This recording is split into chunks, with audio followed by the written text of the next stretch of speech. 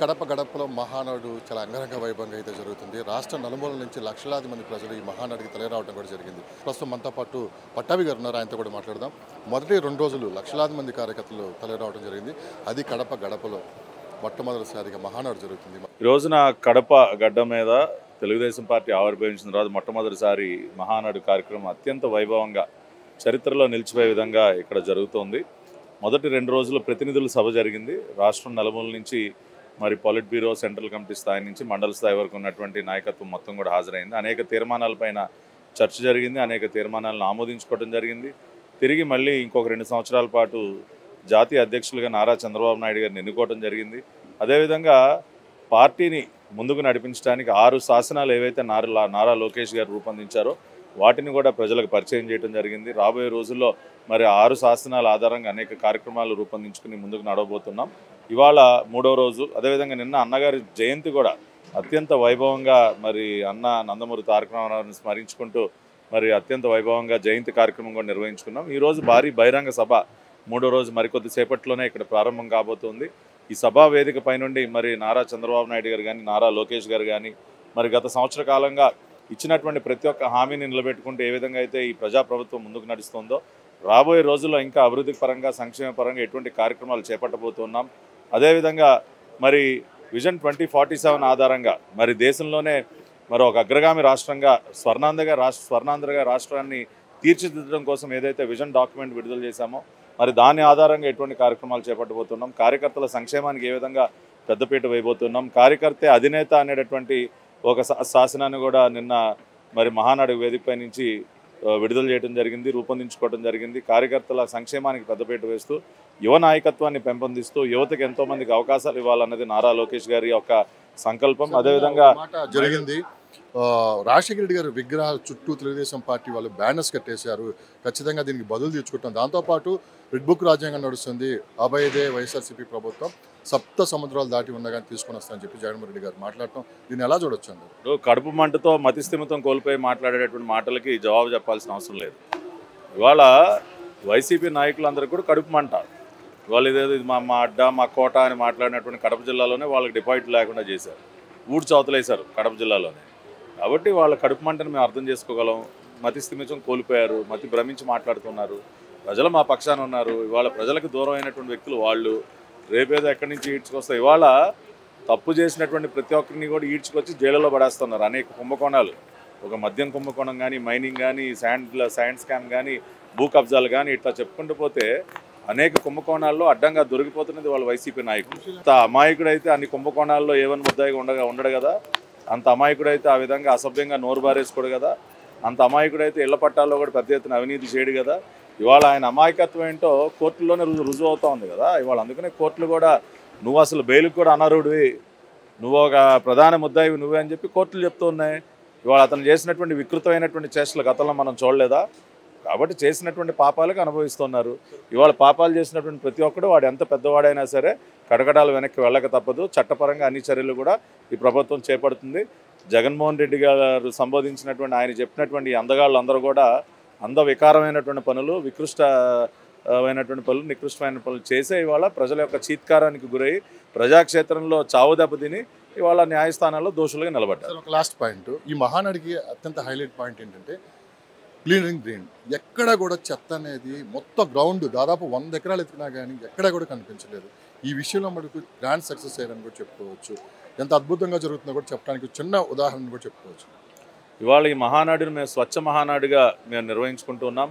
రాష్ట్రంలో స్వచ్ఛాంధ్ర ఉద్యమాన్ని ఏ విధంగా అయితే రాష్ట్ర ముఖ్యమంత్రి గారు ఆయనే ముందుండి నడిపిస్తున్నారో ఈ మహానాడులో కూడా స్వచ్ఛత విషయంలో, శానిటేషన్ విషయంలో అన్ని రకాలైనటువంటి జాగ్రత్తలు తీసుకున్నాం.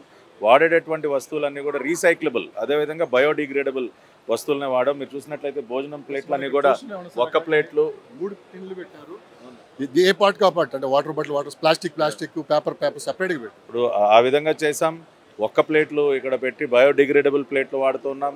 ఎప్పటికప్పుడు వేస్ట్ని క్లియర్ చేయటం, ఇవన్నీ కూడా ప్రతిదీ కూడా అత్యంత శ్రద్ధ తీసుకుని స్వచ్ఛత విషయంలో, శానిటేషన్ విషయంలో అన్ని జాగ్రత్తలు తీసుకున్నాం.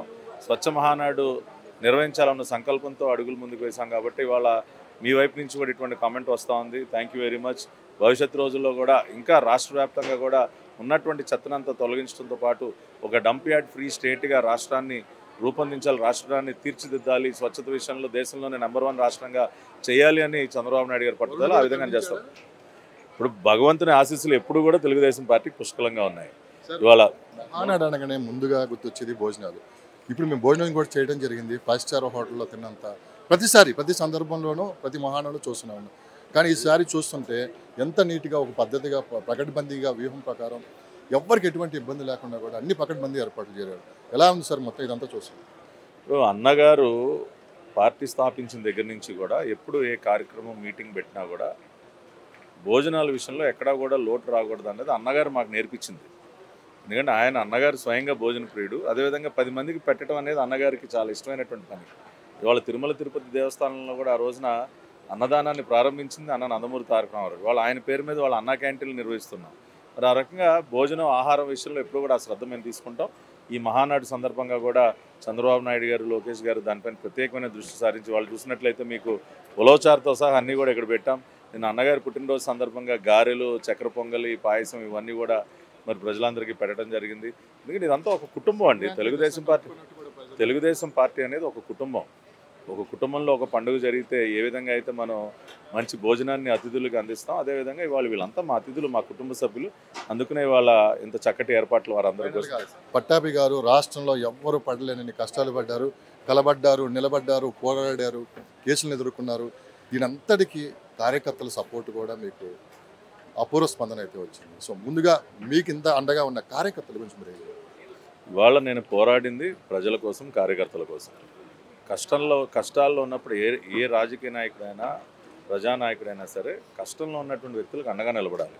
నేను అదే చేశాను. గత 5 సంవత్సరాల కాలంలో తెలుగుదేశం పార్టీ కార్యకర్తలు కానీ, సామాన్య ప్రజలు కానీ వీరంతా కూడా ఎన్నో ఇక్కట్లకు పాలయ్యారు, ఎన్నో ఇబ్బందులు గురయ్యారు, ఎన్నో చిత్రహింసలు గురయ్యారు. అటువంటి సందర్భంలో ఖచ్చితంగా మనం అలాంటి వాళ్ళకి అండగా నిలబడాలి, పోరాడాలి. ఇవాళ ఆ పనే నేను చేశాను. సాయశక్తుల మరి ప్రజలకు అండగా నిలబడ్డాను. అనేక ఇప్పుడు నారా లోకేష్ గారు ఇవాళ కార్యకర్త అధినేత అని మేము ఒక తీర్మానాన్నే పెట్టి ఇవాళ మీరు చూడండి, గతంలో తోట చంద్రయ్య అతి కిరాతకంగా నరికి చంపారు, గొంతు కోసి చంపారు. ఇవాళ ఆ కుటుంబాన్ని అక్కను చేర్చుకుని చంద్రయ్య కుమారుడు ఆంజనేయులకి ఒక ప్రభుత్వ ఉద్యోగాన్ని ఇచ్చి మేమున్నాం మీకు అన్న ఒక ధైర్యాన్ని ఇచ్చాం. కాబట్టి ఒక జస్ట్ ఒక ఉదాహరణ చెప్పాను నేను. అదేవిధంగా కష్టాల్లో ఉన్నటువంటి కార్యకర్తల సంక్షేమం అనేది ఎప్పుడు కూడా మాకు ప్రధానమైనటువంటి ఎజెండా. అది ఇవాళ మేము కూడా సాయశక్తుల ఎప్పటికప్పుడు మా స్థాయిలో కార్యకర్తల కోసం ఉన్నాం. సామాన్య ప్రజానీకం కష్టాల్లో ఉన్నప్పుడు వారి పక్కన నిలబడే విధంగా మా కార్యక్రమాలన్నీ రూపొందించుకున్నాం. కాబట్టి దానిలో ఎటువంటి మార్పు రాదు. మేమేదో చాలా గొప్ప పని చేసామని కూడా మేము ఫీల్ అవ్వట్లేదు. ప్రజా జీవితంలో ఉన్నటువంటి ఏ నాయకుడైనా సరే కష్టాల్లో ఉన్నటువంటి వ్యక్తుల పక్షాన్ని నిలబడాలి, లేకపోతే రాజకీయాల నుంచి వైదొలగాలి. ఊరికనే మేమేదో రాజకీయాలకు వస్తాం, ఏదో ఏసీ రూముల్లో కూర్చుంటాం, ఏదో అది అధికార దర్పాన్ని ప్రదర్శిస్తామంటే అవి కాదు రాజకీయ నాయకుల లక్షణాలు. ప్రజల మధ్య ఉండాలి, కష్టం వచ్చినప్పుడు వెళ్ళాలి, న్యాయం పక్షాన్ని నిలబడాలి, పోరాడాలి, ఒక ధైర్యాన్ని ఇవ్వాలి, భరోసా ఇవ్వాలి. అదే మాకు చంద్రబాబు నాయుడు గారు నేర్పించారు. అన్నగారు పార్టీ స్థాపించిన దగ్గర నుంచి అటువంటి సంస్కృతినే పార్టీలో తీసుకొచ్చారు. ఇవాళ వాళ్ళిద్దరూ గైడెన్స్లో లోకేష్ గారి ప్రోత్సాహంతో మేమందరం పనిచేస్తాం.